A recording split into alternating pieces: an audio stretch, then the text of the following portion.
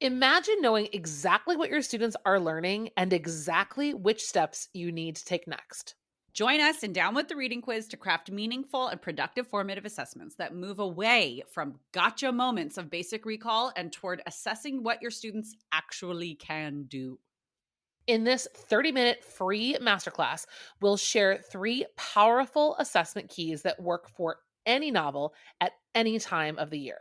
Head to shop.bravenewteaching.com/masterclass to sign up, and we'll also send you a free workbook to keep track of all your notes. Once again, that's shop.bravenewteaching.com/masterclass to nail formative assessments forever. Hey, Amanda. Hey, Marie. What are you up to later? Want to join me for happy hour? I'm all in. And guess what's amazing? Our listeners and friends of the podcast can also join us because Brave New Teaching Happy Hour has officially launched. Cheers! Cheers, everyone. We are officially hanging out a little bit longer after school with an extended, extra private podcast feed just for you. Yes. Members of Happy Hour get extra 15 minutes of the podcast, give or take, because you know us, we run a little bit long. It's just kind of how we are. But if you would like to get in on this Happy Hour action, please join us. It is only $5 a month. Head to curriculumrehab.com/happy hour and get yourself signed up, because when you're there, Amanda, tell our friends what we do every month for our Happy Hour members. I think my favorite part is coming up with a new free resource for our listeners every month. And then we pretty much break down that resource and how to use it. We also like to have guests on to do extended episodes and even Q&A that's just for you about that resource. It's really exclusive and super private just for you. So if you are like us and you like hanging out, you like chit-chatting about all things that are teaching, teacher life, and everything under that umbrella, join us for happy hour and we will see you there. Bye. Bye. Well, hello, everybody, and welcome back to Brave New Teaching. Today, we are going to dive back into a little curriculum.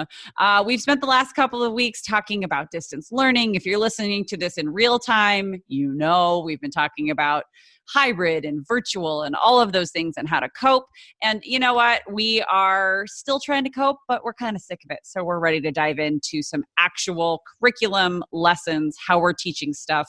Specifically, we're going to be talking about America, and we're going to talk about America's story. And actually, my lovely friend Amanda, you all know her well, is the one who came up with this essential question that we'll be dealing with today. And we're going to talk you through how each of us is teaching it. Hi, Amanda. Hey, Marie. Hi, everybody. Yeah, you guys know we love a good essential question. And Marie and I happen to be overlapping right now in our classes. And it's really fun to be collaborating across the distance, I suppose. And we're both kind of tackling in our own ways with our own different students the question, what is America's story and who gets to tell it? And I think what's really cool about this question is framing America as a narrative, especially in English language arts. It makes it really perfect for our discipline and really it's worth studying it that way, because kids are going to say, well, I already learned about this in history. Well, we're looking at it from a different perspective, and that is America is a story, and it's a narrative that we've told ourselves, we've learned as kids. One of my students today, this is a great little anecdote, he said, I feel like our teachers in elementary school lied to us about America. Oh, no. And I said, I don't think anyone's trying to lie to you overtly.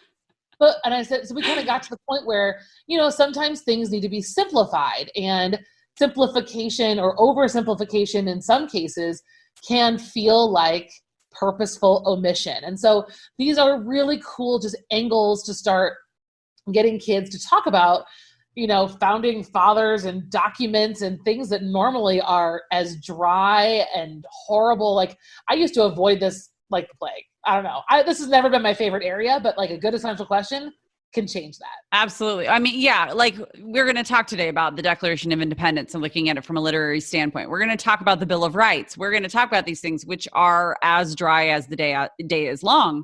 But when you plug them into something like adding to a narrative and adding to an interpretive narrative or a narrative that can be interpreted. You guys know what I mean? It suddenly comes to life and students start to see themselves and their own family and their own like place in all of this in ways that I think was really like untouchable and far away from them before. At least that's how it felt to me in high school, learning about our founding fathers and it was just very formulaic and everything was great. And then you kind of figure out like later on, you start learning a little bit of history, like everything wasn't great. It was okay for some people and really awful for mostly everybody else. And you do get that like disillusioned feeling of like, I've been lied to. But I had a couple students when we start getting into like what we are doing with our students in regards to this idea of America's story. I had a few students, not quite saying I feel like I've been lied to, but saying I can understand where they weren't ready to talk to us about this yet when we were 8. Yeah. And I was like, well, that is very adult of you. Cause I think, I don't think I had the same reaction when I found out like the reality of history. Yeah. Right. Yeah. And it's fun to kind of see their eyes light up because we are more so than ever living through such a volatile and polarizing time in our history. And I can't really think of anything I experienced at their age where I felt so involved and part of what was going on. I mean, 9/11 happened when I was in high school, but 9/11, I feel like, was a singular event in that moment in time for a teenager, and then it was over. Like we weren't really processing all of the other things that were happening until much later. I mean, at least I was a sophomore in high school. Yeah, so, like, see, I remember the tragedy, but I don't really remember. I was a freshman in college, so I was of the age where I had friends that day enlisting, right? Like barely 18. Just got to the dorms. It's September. Our country is attacked. And so that has a very like foundational moment in my young adulthood. Well, really, let's call it late adolescence because you're still not an adult when you're 24, maybe.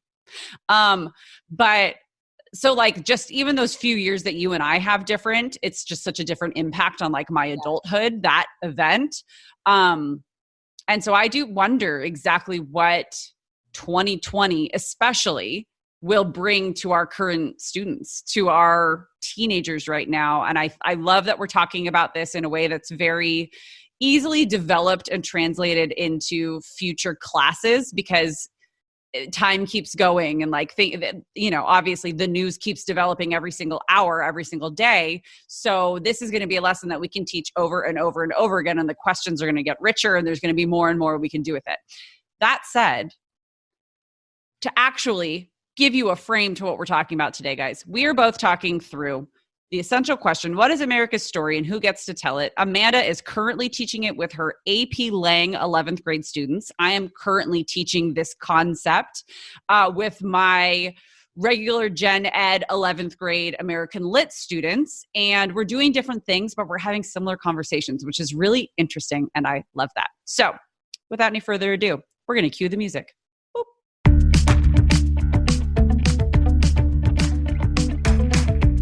You're listening to Brave New Teaching, a podcast for educators challenging the status quo. I'm Amanda, and I'm a high school English teacher in Illinois. And I'm Marie, and I'm also a high school English teacher in Southern California. We're so glad you're here. Enjoy the show.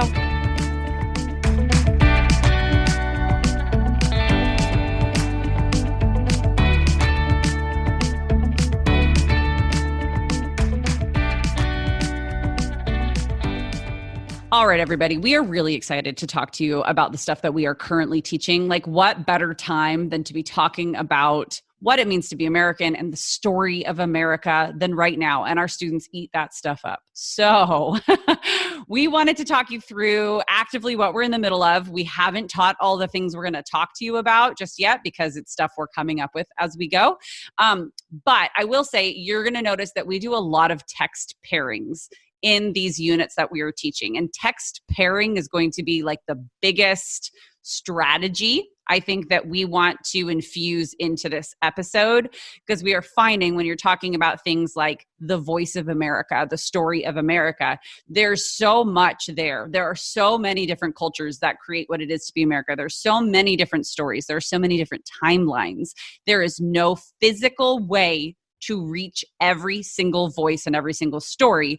And so pairing a diverse mix of texts and perspectives is going to be key here. So that's what you're going to hear about. And I love what Amanda's been doing. So she's going to start us out.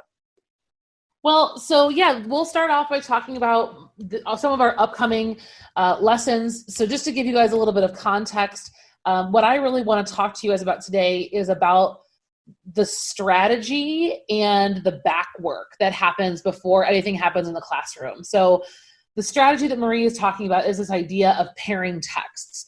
If we want to build a classroom that is anti-biased, anti-racist, and truly representing the story of America, we have to consider that there are so many perspectives and voices that are important in this conversation, and maybe that's not traditionally how it's been. I can tell you right now, I have a list of texts that are required, a list of texts that are optional, and a whole lot of things that have been left off the list altogether. So my responsibility as the teacher, and I would encourage you guys who are listening, is to own that responsibility of curating texts that truly represent as much as we possibly can, right? We don't have infinity number of days to do these lessons, but owning the fact that what you curate and what you put in front of kids is an argument. If you're going to ask kids what the story of America is and you're going to give them a specific set of texts, you're kind of already creating a funnel in which they're learning. So our goal really is to provide a wide variety, but also things that are accessible and really just kind of giving kids room to wrestle. So the strategy that Marie's talking about is one of the ways that we do that. So on my list of required texts is Sinners in the Hands of an Angry God. And if you guys have never read Sinners in the Hands of an Angry God, it is a sermon. And this sermon is given in colonial times of America. And it's like, man, this thing is going to make you feel like you never want to go to hell. Like, that's for sure. I mean, it's Puritan. It is so It's Puritan. witch trials. Yeah. And I just want to read you guys one passage because this will kind of give you if you've never taught it or read it, this is what we're working with here. Okay. So this is a quote, right, from Edwards, and he's the one giving the sermon. And he says, "Your wickedness makes you as it were heavy as lead, and to tend downward with great weight and pressure toward hell. And if God should let you go, you would immediately sink and swiftly descend and plunge into a bottomless gulf, and your healthy constitution and your own care and prudence and best contrivance and all your righteousness would have no more influence to hold you up and keep you out of hell than a spider's web would have to stop a fallen rock." What was brunch like after he gave that sermon? They were like, "Okay, everyone. Oh, now let's meet to feast." Goodness. So horrifyingly beautiful. Yeah, right? I know. Very eloquent and so scary. And this goes on for pages. It's so long. I think the YouTube video that I looked up, I mean, like, they go as long as 50 minutes. I mean, it's a sermon, right? So what's crazy about this text, right, is it is definitely a sneak peek into this time period in history. It's a primary source document.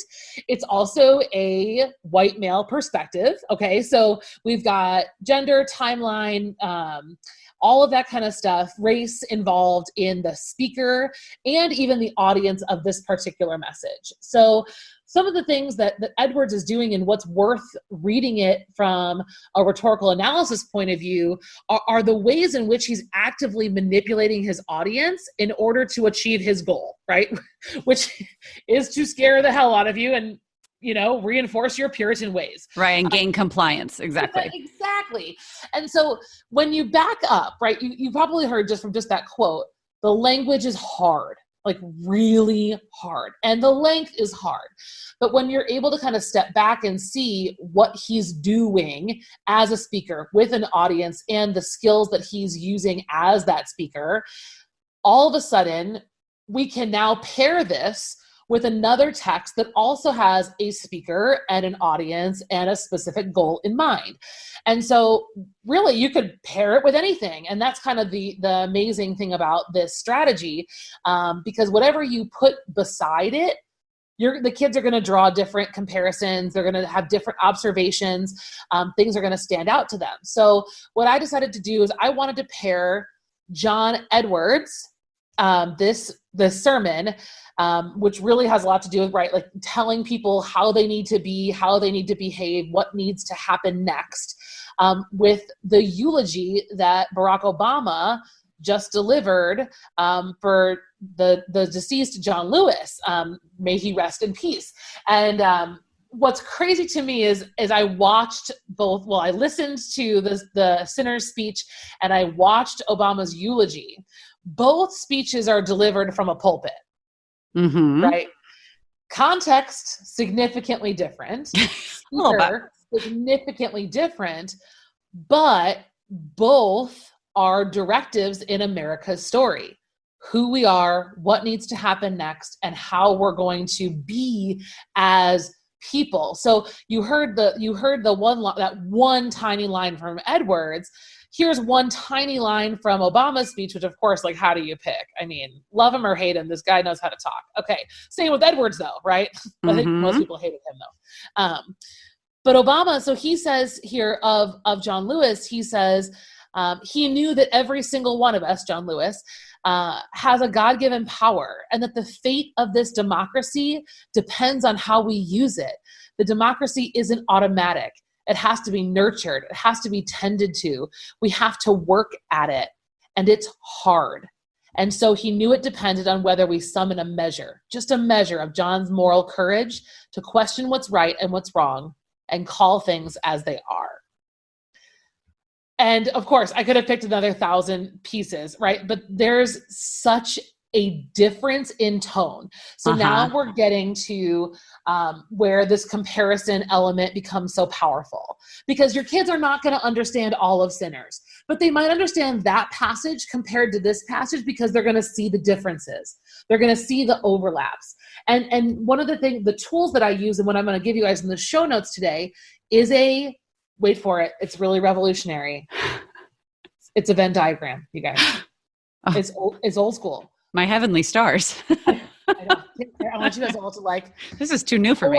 Pull over. This is brave new teaching. This is brave new teaching. What makes this Venn diagram so special and why I've used it for years and years, I think people think that a lot of teachers on Instagram are constantly doing things that are new, and we are, but this is a tried and true. So this is, I believe it's a Chris strategy, but my Venn diagram is split. So the two circles are overlapping, but then I have lines that go horizontally, kind of cutting it into sections. And so it gives the kids a little bit more structure to hold on to with what they're comparing and contrasting. So the first line might be, okay, we're going to compare and contrast the speaker's attitude. The second thing we're going to compare and contrast is going to be the audience. Maybe the next thing we're going to look at is the use of figurative language. And then maybe we're going to look at tone, whatever those things might be. Again, now we're kind of cutting down on the burden of having to understand every single word in the speeches and closer to true analysis. Because I don't know about you, Marie, but my kids struggle to get to analysis because they get kind of stuck at the comprehension step. Well, yeah, it's the access to a lot of, especially, if we're talking about America, early American pieces are so densely written. Or densely spoken. The language was used so magnificently that it is very difficult for contemporary teenagers to access. And I will say, before we even move on, one really important part of this strategy of text pairings or tri pairing, I don't know, what would you call that? But putting texts side by side is that you ask the same questions about everything. So once you peel back the layers of comprehension and you make every text accessible, that was hard to say, every text accessible for students, then once we have the understanding, it's a matter of laying them side by side and asking the same questions for every single one, so that students, like Amanda started to say, students will inherently start to draw connections and start to put the dots together, connect the little dots in ways that teachers don't have to spoon feed them. That critical thinking and analytical compare and contrast starts to happen when it's all laid next to each other, because that's what the human brain does. And we don't have to like push them on that or push that on them. Students will start to do that on their own. And we all know that discovery is the best type of learning. When we just give it to them, they go, kind of memorize it, sort of work with it. When they discover on their own, true learning occurs. Absolutely. And I think that the coolest part about comparing contrast in this type of situation is when I give them something really hard next to something that's more manageable. Yes. Kids start to see in the hard text what the speaker's not doing. Yes. Right? Because that's part of it too. And all of a sudden that starts to get narrowed down for them, and it actually makes it a little bit easier because they know that this sermon is not what Obama's doing in his eulogy. They're not the same thing. There are going to be overlaps that they're going to find. But if Obama is doing this, then what is Edwards Then what doing? in the world is Edwards doing? Yeah, and it gets them a little closer. And so when you're stuck with whatever your early American text is that might, maybe it's T-Pain and Common Sense, or whatever other really tough primary. Are you trying to say Thomas Paine? No, I said T-Pain. And you called him T-Pain. Yeah. I just wanted to clarify for a second. I zoned, and then I was like, what? Did you say early American T-Pain? You put T-Pain next to a T-Pain song and you see what the you pair T-Pains. This is America, because that actually would be a pretty awesome argument. Welcome to America. What are you guys up to, Marie? Well, so we've been looking, obviously, we have very different levels that we are teaching, and you have much more prescribed curriculum given that it's AP than I have. I have a lot that's like understood we should be doing, and we've agreed as a team we're going to be doing. But given that nobody's in the same hallway, even because we're all teaching from home and on my team, there's a lot of wiggle. And I haven't taught this class in like 7 years. So I've just thrown it all out and I'm starting over. We are starting our American Lit course with this question, looking specifically, the very first week we looked at the Revolution. We looked at representations of the American Revolution. Is that necessarily when America began? No. But is that in most of my students' understanding of the foundation of our democracy? Absolutely. Therefore, I want to take what they know and build from there. Right? So we're totally going to get earlier than the colonials. We're going to get to more places than we are, but I started them very, very simply with 2 texts. One text was the song My Shot from Broadway's Hamilton. We looked at a video recording of the stage play and they analyzed the lyrics. We also looked at a pretty dense essay written by politics and government professor. His name is T.H. Breen. He wrote an essay entitled The Slow Build Up to the American Revolution. It's so good. I made Marie send it to me. It's so good. It's really good. And I'm going to link all of these things in our show notes as well. And so we did a little diving into both texts. Obviously, looking at My Shot from Hamilton was much more accessible. It's a song. It's written in rap and verse, and it's performed so they could see people saying the things they were saying and infer a lot more meaning than they were able to do with an extremely dense professor's essay. What I had students do, because I paired these together, I had them looking at tone. We called it the tone of revolution, because I want to start informing the story of America by looking at the people who are talking about America and looking at their attitude towards talking about America, and kind of take a step backwards so that students can see that it is very important to know where someone is coming from when they are giving you information, because everything is interpreted. So once we broke down My Shot and looked at it to understand like the meaning, what's the same way I would look at any poem, right? Like who's the speaker? What is the subject? What are they saying about it? Then I asked students about both texts. What is the tone of this text? To explain that, in 2 to 3 complete sentences. And we did some work on tone, and I gave them a whole word bank of different ways to describe tone so that they had a place to start. I should also note that for this, students were working in groups because it's early on in our year and I needed to have a little bit of scaffolding. So I very carefully chose their groups. So what is the tone? Explain in 2 to 3 complete sentences. Find me at least 3 pieces of evidence in each text of that tone that like backs up what you're saying. And then I had them take it a step further and find a picture, like an image to represent whatever the tone is that they analyzed, and then a 1 to 2 sentence explanation of how that picture represents that tone. I just wanted them to like dive into it. So they had no problem with my shot. The slow build up to the American Revolution was very challenging. We had to it was one of those things that I thought was going to take a day. It took like 2.5. And that's okay. I just had to replan. If you guys follow me on Instagram, I've already talked about all this.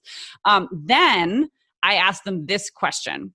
Think about what you have learned in school thus far about the American Revolution. How does the tone of either or both of these texts differ from what you've learned? How is it the same as your understanding of what it was like during the time of revolution? Collaborate as a group, respond in 3 to 4 complete sentences.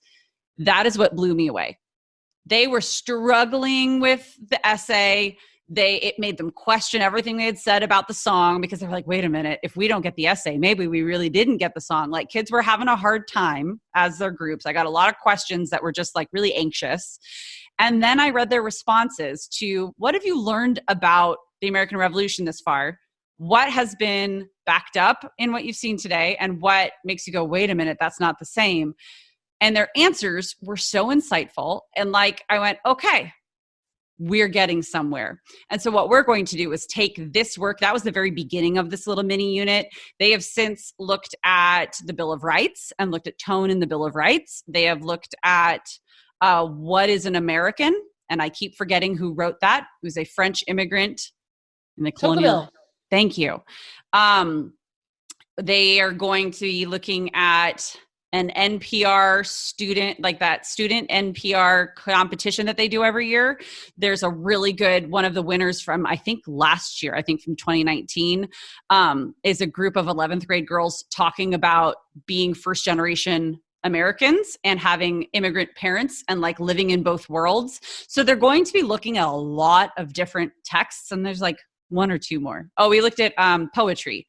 I Hear America Singing next to I Too, which we're going to look at again later, but it was a glossary. They're going to look at all these different texts that they've analyzed over the last couple of weeks.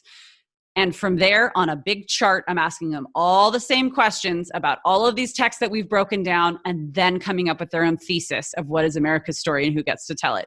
Is it going to be hard? Yes. Do I have a lot more scaffolding that I need to put in place for them? Absolutely. But they're starting to get it, and I'm seeing their little heads come alive and as much as I can through a Zoom square. But the beauty is I tried to find texts. This is by no way a comprehensive list of texts that I'm using with my students, but it's at least a place to start. And I'm finding things that are early American and contemporary and somewhere in between. I'm trying to find varying cultures, varying perspectives and voices. And I need to find more, but at least this was a place to start. And at some point, they're going to be asked to go and find something they haven't heard from yet. So let me zoom you guys out from what Marie is talking about. There are so many things happening in her plan, and what's going to make them work, I think, are 2 critical things. One, you heard her talk about, she already has a plan for the end. The end is a synthesis question, and the kids are going to be coming up with some kind of claim or thesis that answers that question. The other thing she's doing is using an essential question to begin everything, and that question is the end goal. So the kids, no matter how much they're able to comprehend, no matter how many pages of reading they do, no matter how successful they are in A, B, C, or D text, there's going to be rich conversation about this question. There's going to be thoughtful discussion about this question, and there's going to be growth in your students and their skills other than reading in this scenario. Ideally, and I know as English teachers, we want so badly for our kids to read and comprehend all of the things. But here's the reality. We really, I think at the end of the day, want more. Our kids to graduate our class being thoughtful, informed citizens who can engage in discussion and writing and thinking that's informed by the reading. So if you're feeling kind of intimidated or like, wow, that's a lot of reading, or how are you going to do all of that? It's you got to kind of live it is the first thing, but understanding that starting with an essential question and ending with answering that question, and along the way practicing the exact same skills over and over and over again, helps students grow. And it's just so amazing. I feel like, I saw Amanda's eyes kind of go, whoa, Marie, I didn't know you were going to go into all of that. I didn't know I was going to go into all of that either. I just wanted to like really show to you guys, our listeners, that I'm doing a bajillion things with my regular gen ed, amazing kids, but it's not like I'm not in a private school. There are 40 kids in the class. Like I'm not doing anything that's completely out of reach. What I am doing is the same set of actions and skills that are being built with every single text as we go. Yes, every single individual text is going to have some different sorts of like comprehension, unlayering that goes on. That's pretty stinking quick and pretty brief because these are short texts. They're designed to happen in a half a class period to a class period. And then we're going to spend the rest of this week and part of next week laying them all side by side and asking the same question over and over and over again once we have a glossary understanding of all of these different texts. So what I'm doing is I'm creating in my students, and I'm reinforcing the skill that they can look at just about anything. Like I want them to see all of these things next to each other and say, wow, I looked at all of these, I understood all of these, and now I'm about to analyze all of these in the same way, because we are never, like Amanda said, going to teach our students all of the texts. It's just not a thing. And we shouldn't be teaching them all of the things. We should be teaching them how to do it on their own. So that's what we're going for. And the pairing is the way to do it. And you guys too, I am about to take, I'm going to reach here and say something that maybe at first you're going to go, okay, I'm not listening to this podcast anymore. This is why we're friends. Okay. Like Marie and I found each other by accident, you guys. We didn't like grow up together and know all this. It was just serendipity. But what Marie is describing, especially at her level. Okay. So if you guys teach a co-taught class, you have special, 504 students included in your classroom, you have permission to move quickly. Yes. Keeping things moving. Oh, I should mention. Important. My classes are SPED collabs. So I have a co-teacher and she and I absolutely teach together, but we have a very high percentage of SPED population with gen ed population. It's still college credit like college prep credit gen ed class, but I should mention that it's not like I don't have any sort of like a crazy special population. I'm doing all of these things with kids that are just like your kids. Yeah. And some of them are having a hard time.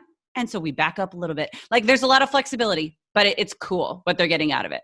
And after, this is what my 13th year of teaching, I watched new teachers fall into this really painful, like vortex of feeling like my kids don't get it.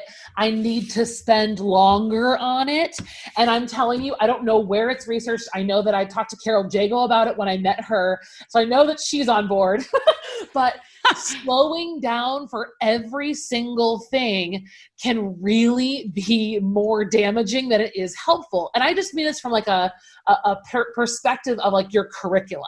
You don't want to spend 2 weeks on sinners from the hands of the angry God. No, you need to get what you can get and move on to the next thing. Because now Marie's kids, like she just said, are going to look back and say, I've read 45 texts. Hell yeah. I mean, not 45. I was like, I don't know. I'm going to. That exposure is so valid and important. And you know what? Those kids who struggled with text A are going to really get into text C or vice versa, whatever that is. So being able to offer that is so important. Don't feel like you have to keep digging. And it's just the strategy too that I'm using is that, they're not going to all have a deep dive into every single text. And I'm cool with it. They've been exposed to every single text. They got some better than others. That's fine. Because at the end, what you're doing and what you're giving them is this opportunity for synthesis and for analysis. Like those two skills are so incredibly important, and you're giving them the chance to do that with what you're putting in front of them. And to get back to like our big idea, like the whole idea of this episode is to teach America's story and to talk about, like, you cannot, like we started saying at the beginning, you can't get to every single perspective. It's physically impossible. But what we can do is start to build empathy and encourage that in our students by practicing critical thinking and synthesis skills. And so yes, showing our students and exposing them to varied perspectives that are extremely diverse is of the utmost importance. Right alongside that, though, is telling them what to do with it and teaching them how to do it on their own.